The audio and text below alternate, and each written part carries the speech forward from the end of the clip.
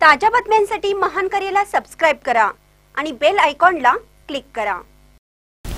चाकुरात चोरट्यांनी एकाच रात्री 6 दुकाने फोडली, पोलिसांसमोर आवाहन। 4,21,000चे साहित्य। चाकूर शहरातील मुख्य रस्त्यालगतची 6 दुकाने फोडल्याची घटना सोमवारी पहाटे घडली। रोख रकमेसह 4,21,000 रुपयांसह साहित्य लंपास केलं। याबाबत चाकूर पोलीस ठाण्यात तिघांविरुद्ध रात्री उशिरा गुन्हा दाखल केला आहे। या घटनेबाबत पोलिसातून मिळालेली अधिक माहिती अशी की चाकुरातील जुन्या बसस्थानकानजीक एका दारू दुकानाचं कुलूप तोडून चोरट्यांनी प्रवेश केला। गल्ल्यातील 2,96,260 रुपये लंपास केले।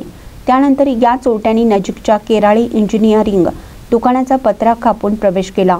लोखंडी रॅकमधील सबमर्सिबल बाइंडिंग, तांब्याचे वायर, सबमर्सिबल पंप व तांब्याची motor Bush, submersible cable wire असे 1,25,000चं साहित्य लंपास केलं। रोख रक्कम व साहित्य असे एकूण 4,21,260 रुपयांचं साहित्य पळवलं।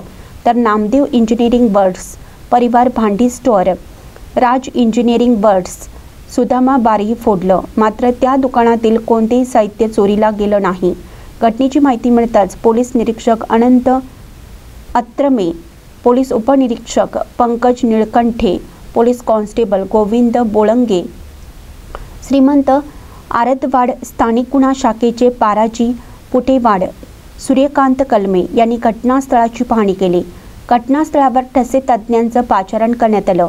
पोलिसांनी या मुख्य रस्त्यावरील CCTVचे फुटेज पाहिलं असता त्यामध्ये 3 जण असल्याचं दिसत आहे। याबाबत मोहिते तेलंग यांनी दिलेल्या तक्रारीनंतर चाकूर पोलीस ठाण्यात रात्री उशिरा 3 अज्ञातांविरोधात गुन्हा दाखल करण्यात आला आहे। महान करे न्यूजसाठी लातूरहून सतीश चंदे।